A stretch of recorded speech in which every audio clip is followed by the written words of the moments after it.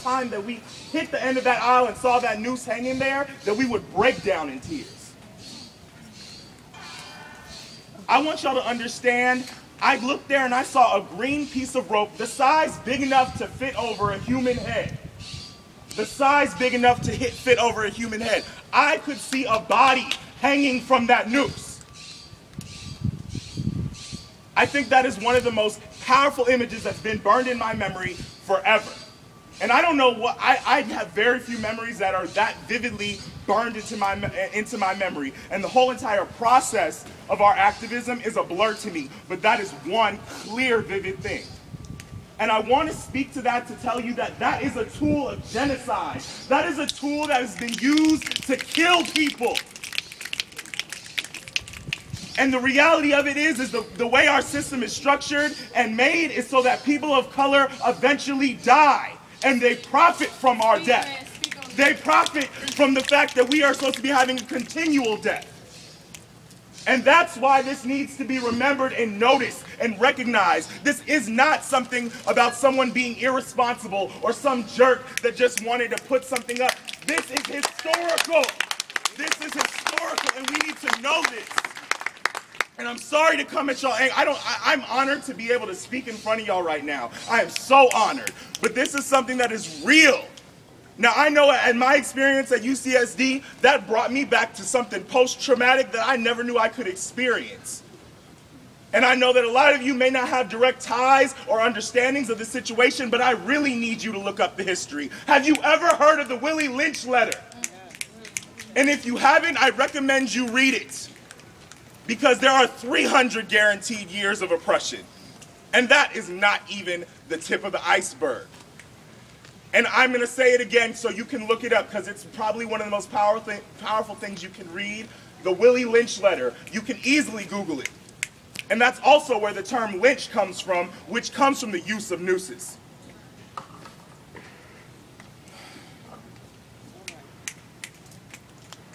I'm gonna leave y'all with something that has been a very important poem to me since I was a freshman.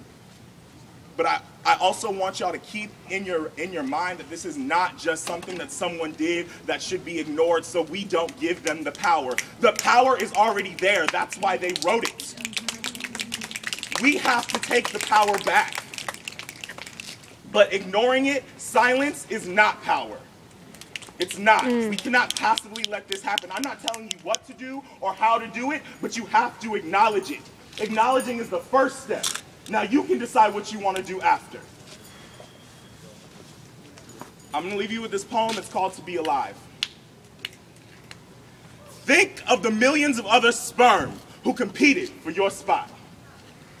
It might sound funny, but just think about it. If you didn't push hard enough or fast enough or wanted to fulfill your purpose bad enough, you wouldn't have been here. You would have faced an army of detractors that wanted to replace you. You had to push through foreign territory that was designed to take you out.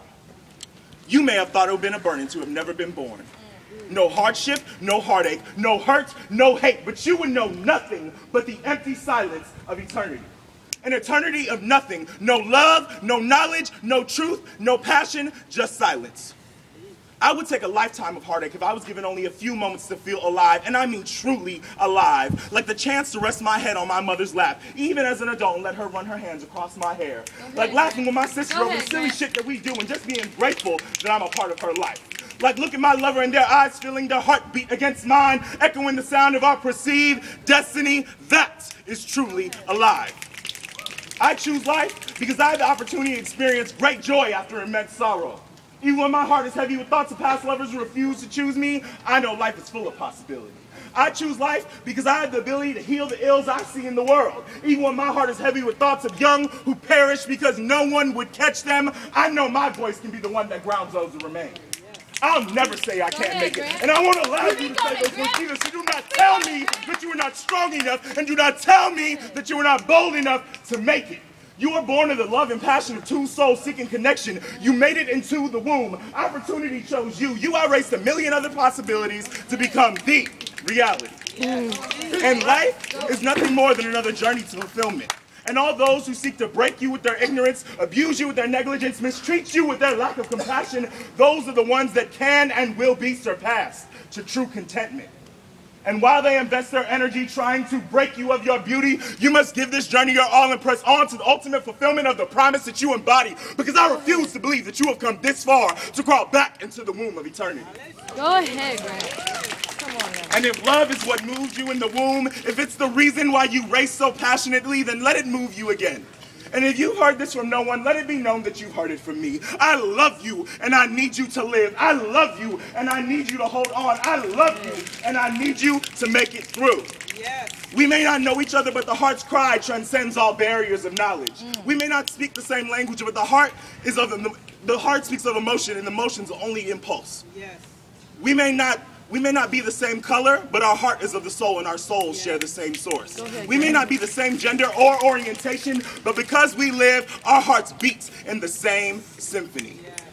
And my heart sees your heart and wants to give only one gift under one condition. I need you to stay strong and push. Two lovers push their passions to get you here. Your mother pushed so you could be here, and I need you to push so you can enrich the world with the glory and beauty that you possess. I love you, and you have to live. Thank you.